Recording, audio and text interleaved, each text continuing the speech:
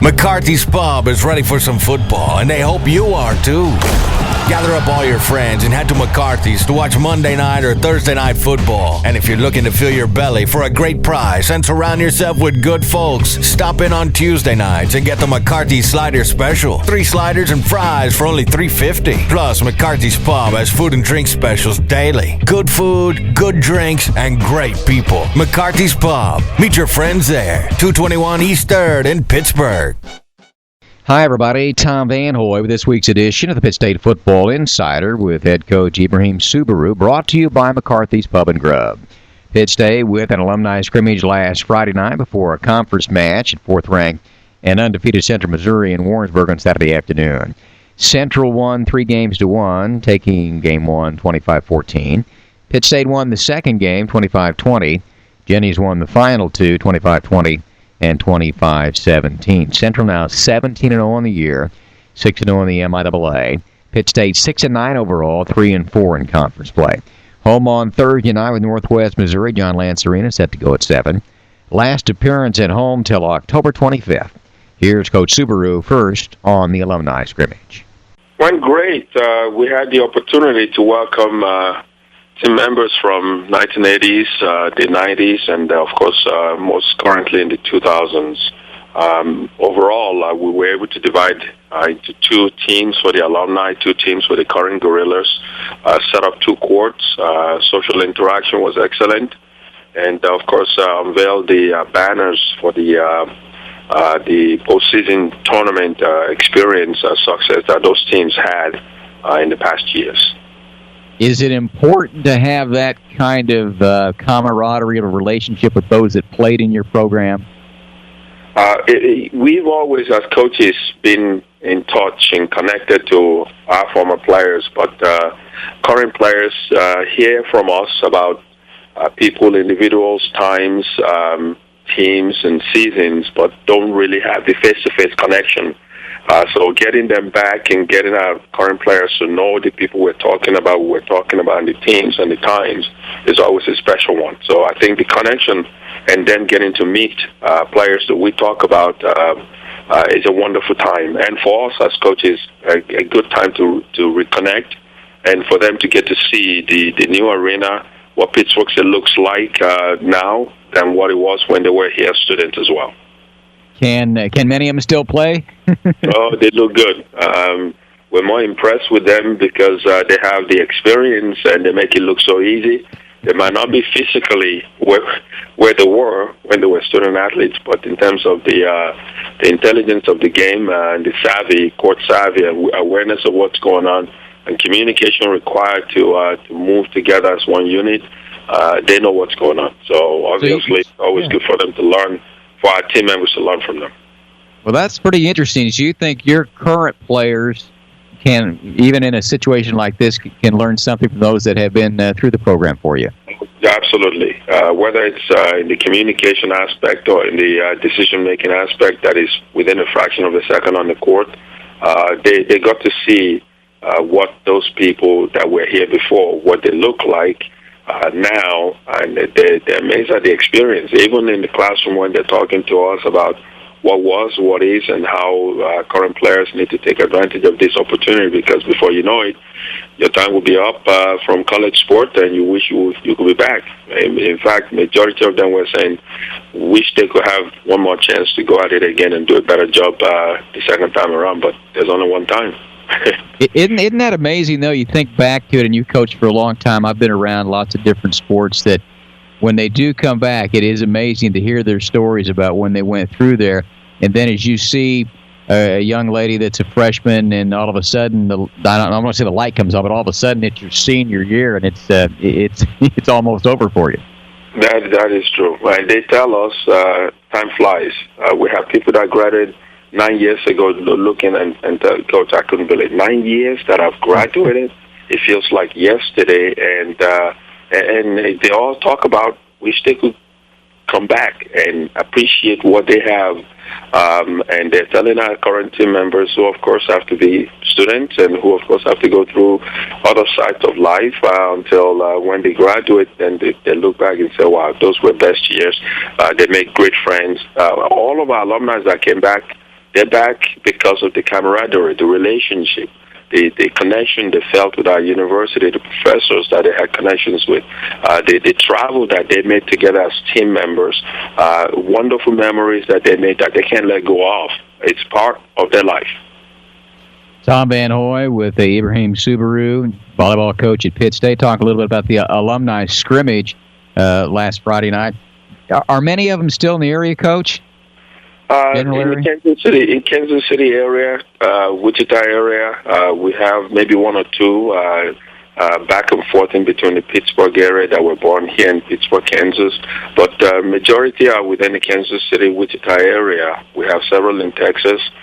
So there's a lot of them within 3-4 hours of Pittsburgh, Kansas. Can they help you with recruiting? It's uniquely a little bit challenging for those that are high school coaches, yes, because we do have some that are in high school coaches. We have several that are in the junior college ranks. So we do have people in different places. But the NCAA rules are definitely very, very straightforward. There are things that they can do, things they can't do. So, but the high school coaches, the ones that are in the high school coaches and the ones coaching club, those are coaches that we do connect to, and those are people that easily, because their players play for them, they know who we are, they can recommend team members to us or other people to us. But they're limited by what they can do based on the NCAA rules. All right, then you turn around and you had a tough one Saturday afternoon against number 4 Central Missouri, undefeated up in Warrensburg.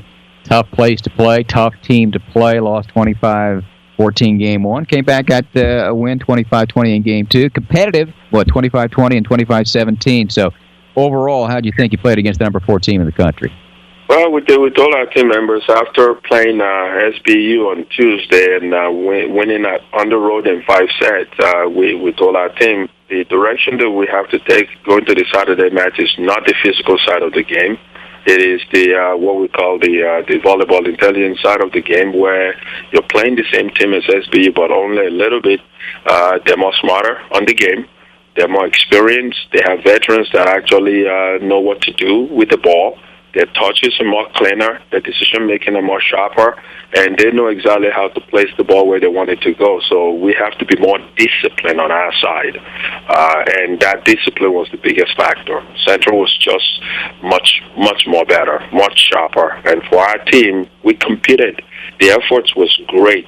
We're just not able to stay with them on the discipline side, on the little things. It's the big things. Really, it's not the challenge. It's the little things. So they were just much more disciplined on those little things, and that's what we're still trying to work on our side right now. You and I talked a little bit about this last week, trying to eliminate the big run if you can within a match, within a game. And it was tied at 8 in game 1, and Central went up 14-8, and eventually culminated in a 10-1 run that took control of that particular game. So I guess you're trying to eliminate those, and in that particular case, a pretty good run by Central Missouri in game 1.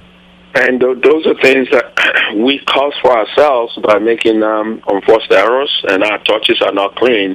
Volleyball is such a game of touches. The cleaner touch really wins a lot of ball games. The touches that are not that disciplined, which is whether you're hitting and you have less control, you're passing, you have less control, you're serving, you have to dig and you don't contain the possession, or the ball that is tipped and instead of running through, you fall down. Those are things that really cost you. And when the other team is playing clean and you're not, it's a little bit challenging. So, but the effort was there. We're just not. There's certain things you can take care of during the season, some things you can take care of off the season. But right now, playing cleaner in that kind of match will have allowed us to be able to compete to go win. But we didn't do a better job of it. We're working on it. Effort's great. And the way we played that match, if we played against any other team, that would have resulted in a win for us. But Central was just much better. They played cleaner all the way through.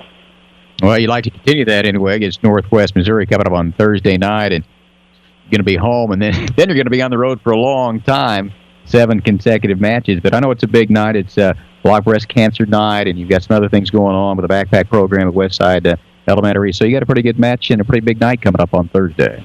It's always one of the matches that we circle because it benefits our community. Awareness for breast cancer in our community and allows us to engage with our constituents of supporters and friends and family, parents, our team members, all of us collectively coming together and being able to help fundraise and share awareness for something that touches just about everybody that participates in volleyball in some form or fashion.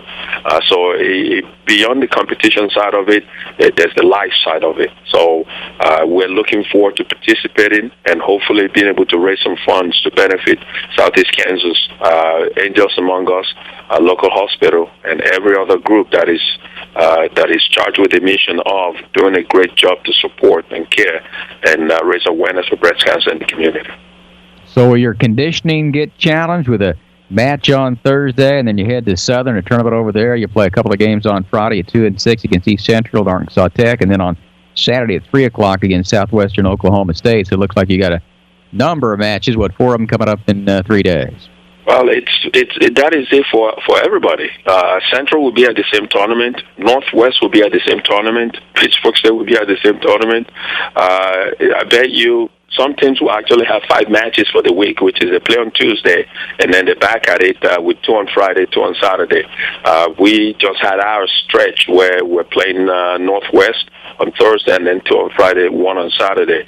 But that's why you plan the week well. You go through maybe a Monday with light work without having to do any volleyball specific on the court, but you do classroom work with weights after weights, and then that still gives us some time to recover with Sunday off.